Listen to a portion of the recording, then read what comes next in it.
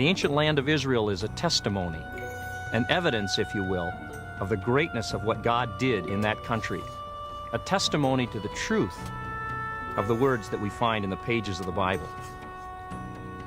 The people who lived here have left behind a record, an indelible record, if you will, of their lives. An important part of that record is the cities where they lived, ancient piles of debris that contain their culture, architecture, art, their diet, the weapons they used, and even on occasion, their writings. These piles of ancient cities, often built one on top of the other, are called tells. People in ancient times tended to build and live in the same places, maybe because there were occupations there, or a main road went nearby, or maybe, most likely of all, a source of fresh water. And as archaeologists began to peel away the layers of this ancient civilization, the culture and even the people of the Bible come to light. I'd like to ask you to join us on this adventure. We're going to try and understand the people, the context of the Bible. It'll mean some extra hiking, some climbing, some travel to out-of-the-way places, but the end result, I think, will be well worth the effort as we discover again that God's Word, God's message, is as relevant for us as it was for them.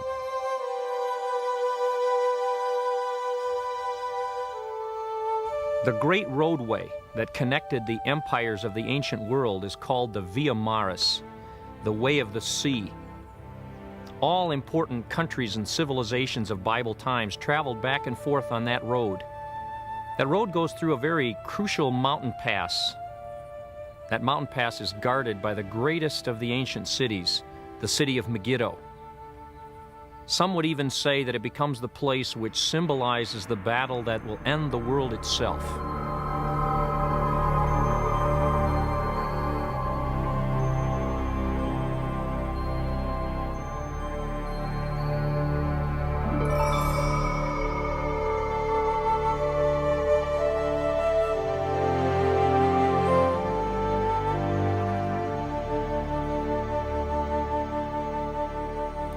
We're on a tell called Tell Megiddo, right at the edge of the plain that was called the Plain of Jezreel.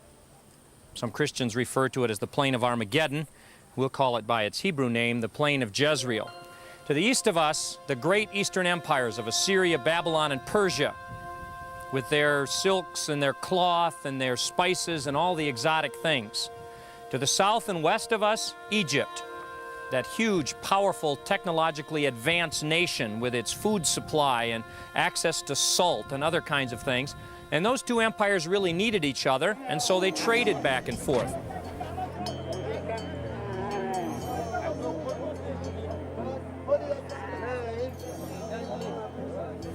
Now, due to the desert here to our east, really the only way the trade route could go easily is to go to the north along the rivers till they got north of the desert and go down through this piece of land we call Canaan or Israel down to Egypt.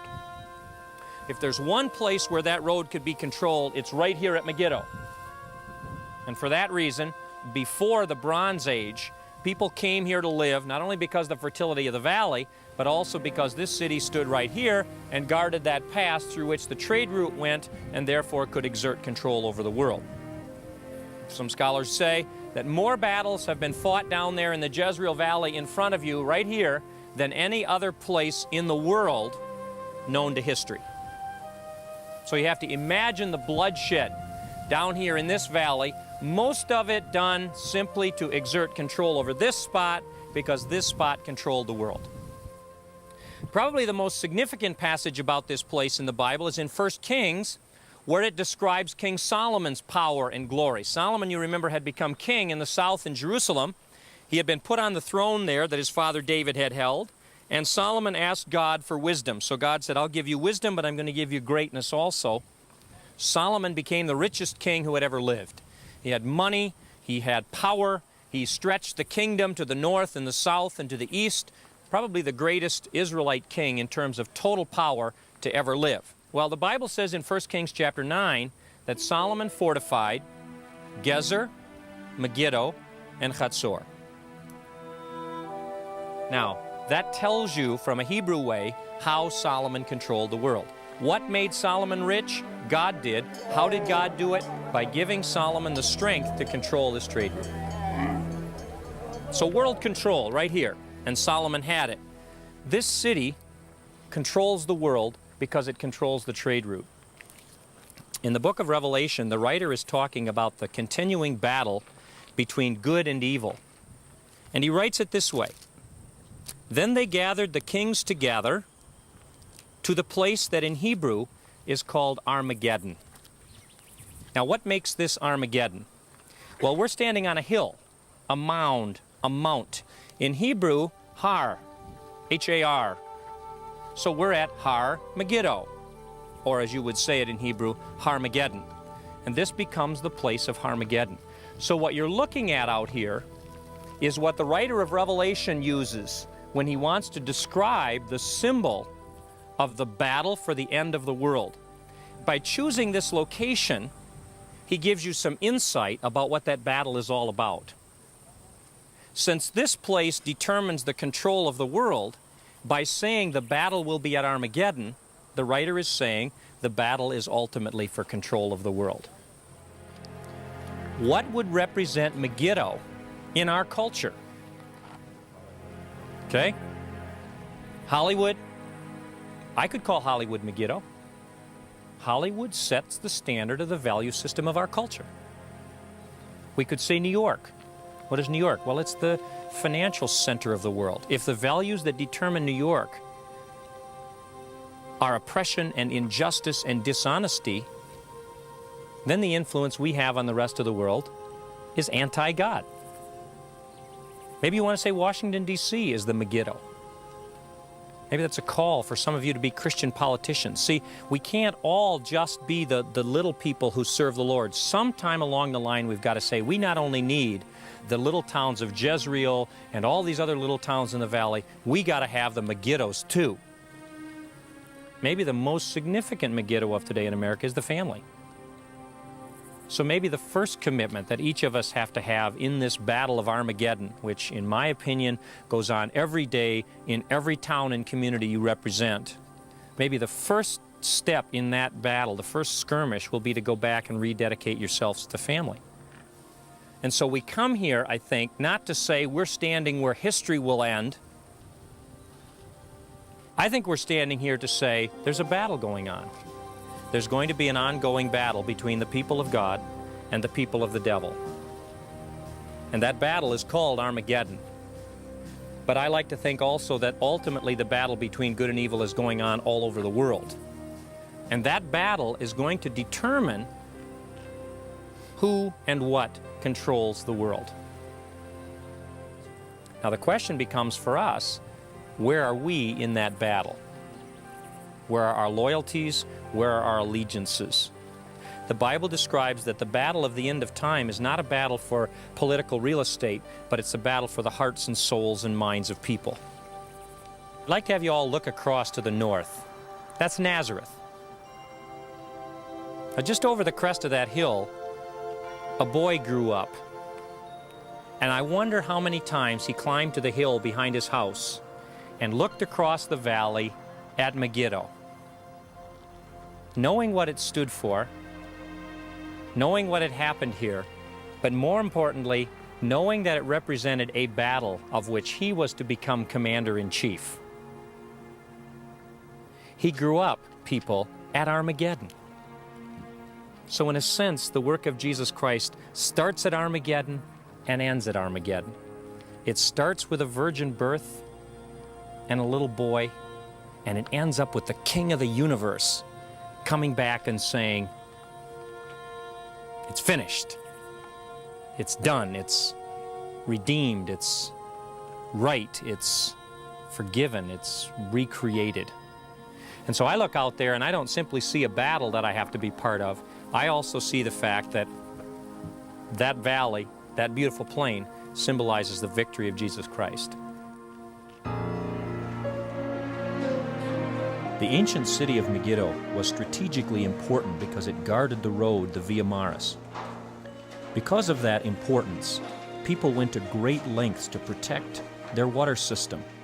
In fact, at Megiddo, archaeologists have discovered one of the earliest examples of an extensive water system, a water tunnel. And again, I can notice the chisel marks. Just take a look at the chisel marks. You can see where they worked. If it was Ahab's time, would have been 850 BC, let's say. Only by walking through this tunnel can you see how important it was to these ancient people to protect their water. So every day you would come down here, walk all the way to the spring, get the water on your head, carry it back, climb up the steps, and on out. Just imagine how much of your day and how much effort that would take just to keep the city and the people in water. You're seated down in the hole here in a shaft, an archaeological dig. You look around you, you see the walls of that dig on both sides of us. You can see stones exposed at different levels and different layers. In some places you can see a layer of dirt that represents the separation of one civilization from another. You get a sense of what an archaeological dig is like, but you also get a sense of a tell. You're down at a level which most archaeologists call the Bronze Age. We're really not here at an Israelite period. However, what I'd like to share with you here today is, in a sense, representative of what went on in the Israelite period. We come here to get an understanding of that religious background that the Israelites found themselves drawn into that will help us to appreciate better some of the things that God said about the struggles between bad and good. When the Israelites came here, the Canaanites practiced a fertility religion. Let's just refer to it as Baal worship. Ahab was the king. He began to be drawn into Baal worship as his father had been. And he married a woman from Phoenicia named Jezebel, who was a priestess of the Baal cult of her town, which is in Phoenicia. Her father had been a follower of Baal. She came here and brought her Baal worship with her. Now, we know from history that her form of Baal worship, the Phoenician form of Baal worship, was particularly a radical form of Baal worship. And as she brought that Baal worship to this part of the country, it very much became a part of the Baal worship in this part of the land of Israel, and very soon was being practiced by the Israelites, including Ahab and Jezebel. In fact, on that mountaintop right over there, you can see the place that traditionally locates where Elijah had the contest with the Baal prophets of Ahab and Jezebel. There are many names you could give to Baal. He's called Moloch, he's called Dagon or Dagon. But we'll refer to him as Baal, who had a mistress, a female half called Asherah. Now, the Canaanites practiced that fertility cult because they were farmers, and as you look out at the valley down below here, you understand why those farmers would find it necessary to worship a fertility god. If you see the fertility out there, you can see that their god must have seemed to them to be very effective. And it was that religion that those shepherd Israelites, when they came into this country, found themselves so attracted to. The attractiveness may have been in part that their god was a desert god, a shepherd god. He had been the one who brought water out of the rock and had protected them in that wandering period, whereas when they came here, they found themselves exposed to farmers. And would the desert god be appropriate in a new situation and a new setting? Well, when they got to this country, it must have been easy for them to see the attractiveness of this fertility god. After all, look how he had blessed his worshipers. I mean, the fertility here was just tremendous. And so they must have thought that this was definitely the god of choice. Now, Baal worship was widely practiced in this culture by the Canaanites. Only at later points did the Israelites participate in it at any great depth. Baal worship went like this. They believed that Baal was the god of fertility. He was often portrayed as a god of thunder and lightning, sometimes on the back of a bull or on the back of a calf with a lightning bolt in his hand. And you get that whole sense of the storm and of lightning and of thunder and of rain that would bring fertility. And he went back to the underworld, a place that was very dreary, very dark, not a particularly attractive place, and the land would begin to lose its fertility. Then in the springtime, or so it was hoped, Baal would come back to life, and he would return.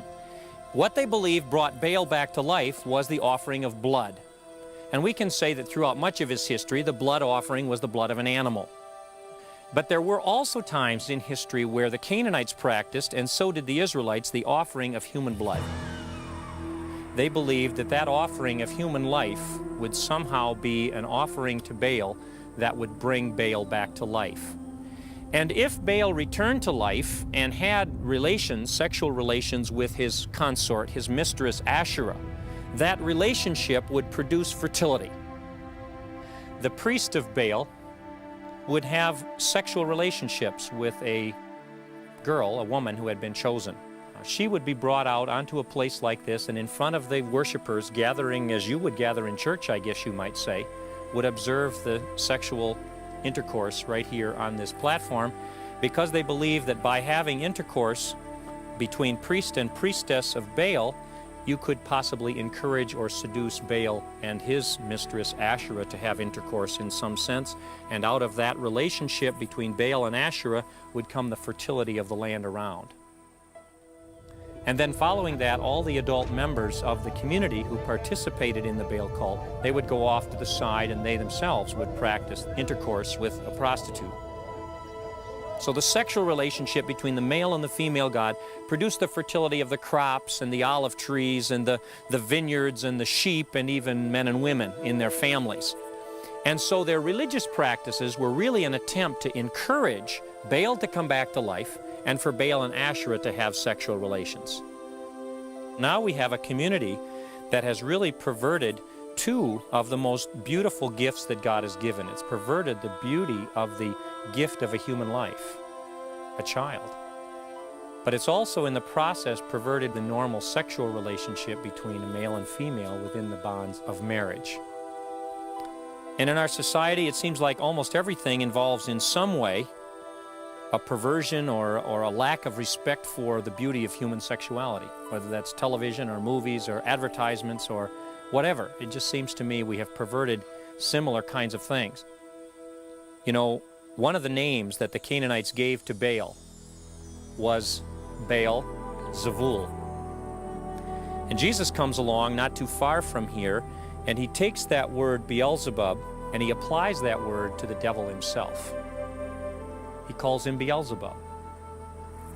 Now, I would like to suggest that Jesus is by that saying that what was practiced here, places like this, in Jezreel, here in Samaria, in Jerusalem even, unfortunately, at Dan, maybe at Bethel too, was the Old Testament form of Satanism. They would gather here at this temple complex, and here behind me you see a high place. It's a Bronze Age high place, but might very well represent to us what was here in the Israelite period and what was certainly present in other Israelite places. And I might mention, you say, well, this isn't really a high place. Look how much higher that is. Well, remember, we're down in a dig. We're down in the shaft of an archaeological dig. So actually, in the time that this was here, this would have represented the highest point on the tell, and the rest of this, of course, would have been part of the city. But in the middle of this high place, this huge mound of stones here, which probably had a covering of beaten clay of some kind so the top was flat, in the middle of this high place would be an idol, would stand in the middle with a roaring fire built inside it. Now, the name the Bible uses on occasion to describe that altar or that idol is Tophet. And then those mothers who followed the practice of this particular cult would hand the baby to the priest. And the priest would climb the stairs of the high place and approach the altar in some position of worship and would take that baby and would lay the baby on the red-hot arms of that idol.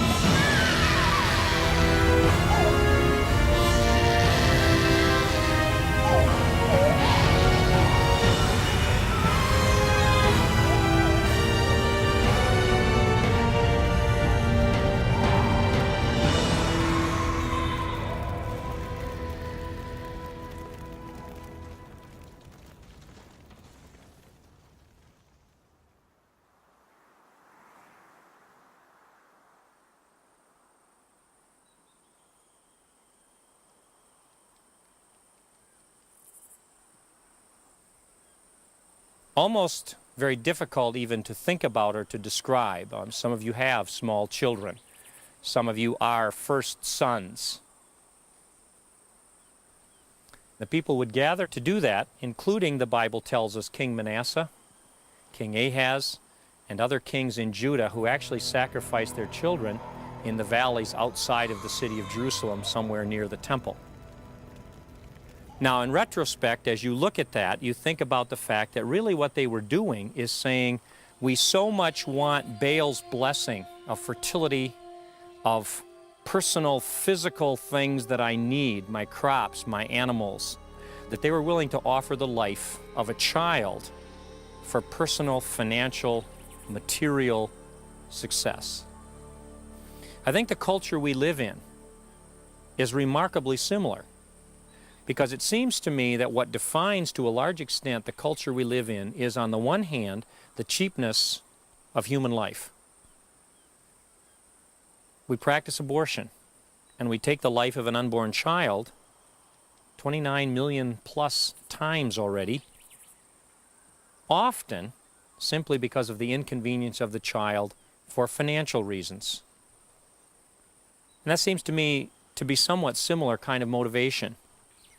It's interesting that one of the archaeological publishings recently had to do with a cemetery that was found in the city of Carthage.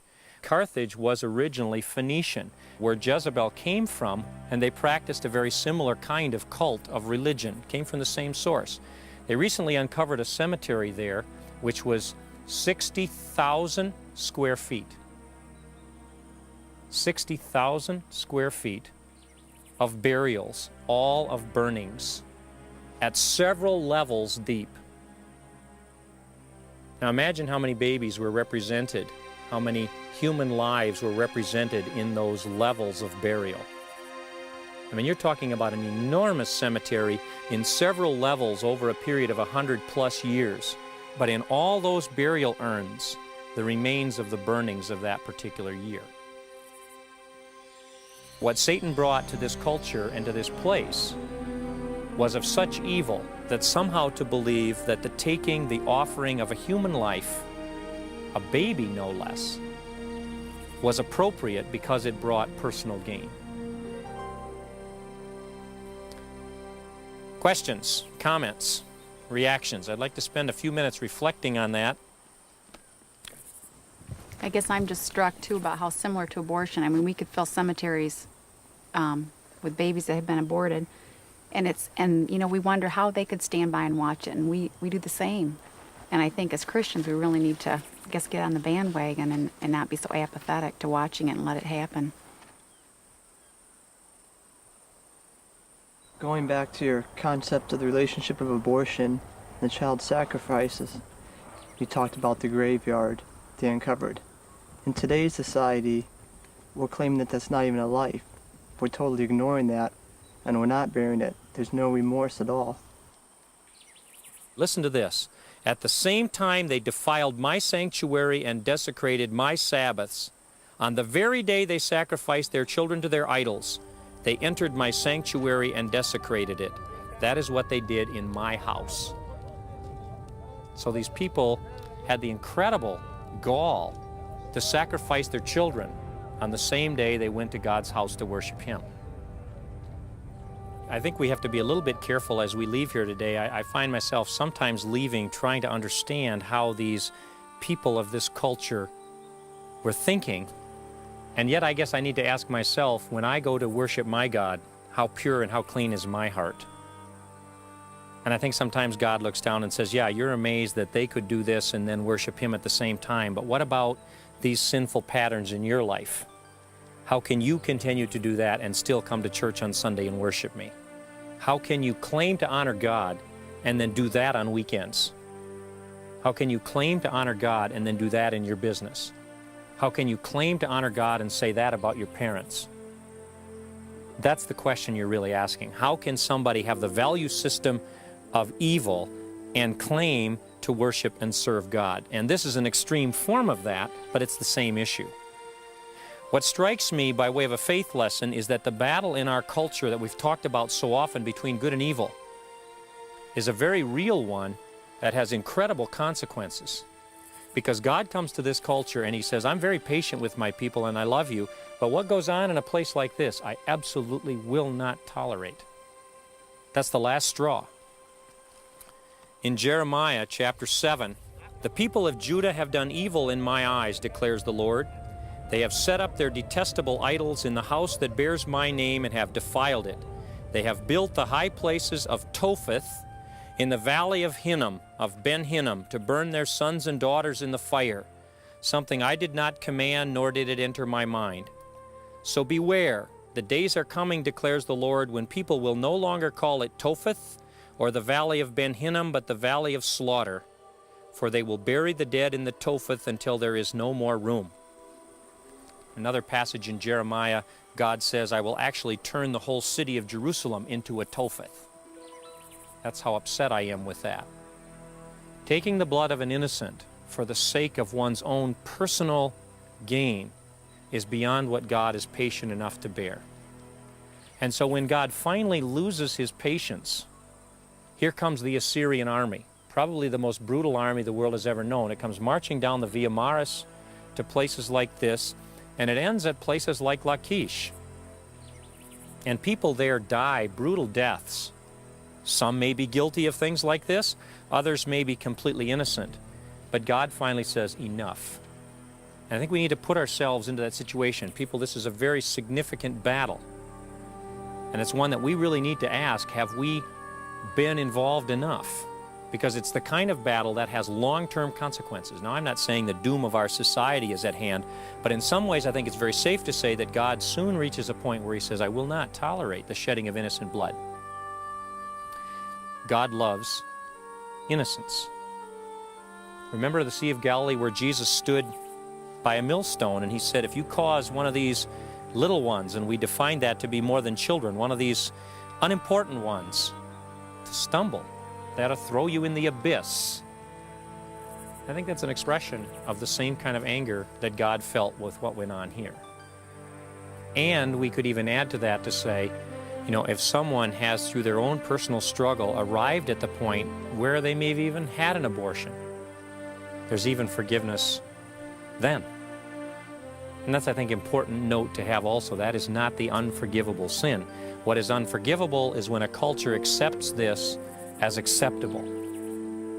But yet, if you stand and you look from over there, behind you is this beautiful plain. That's the symbol of the battle between good and evil. Or maybe better yet to say it this way, that's the symbol of who's ultimately going to win the battle between good and evil. And I think we need to keep that in mind, that no matter how evil it is, the thing that you face in your own life, no matter how evil the issue is that we face in our culture, no matter how big and how bad the thing seems that we have to wrestle with as Christians in our Western society, we must never put our eyes so much down on the evil that we don't lift them up and look at what's finally going to happen. Because that out there says, when that battle is finally over, and the commander-in-chief who was brought up 10 miles away is crowned the king, God is going to win.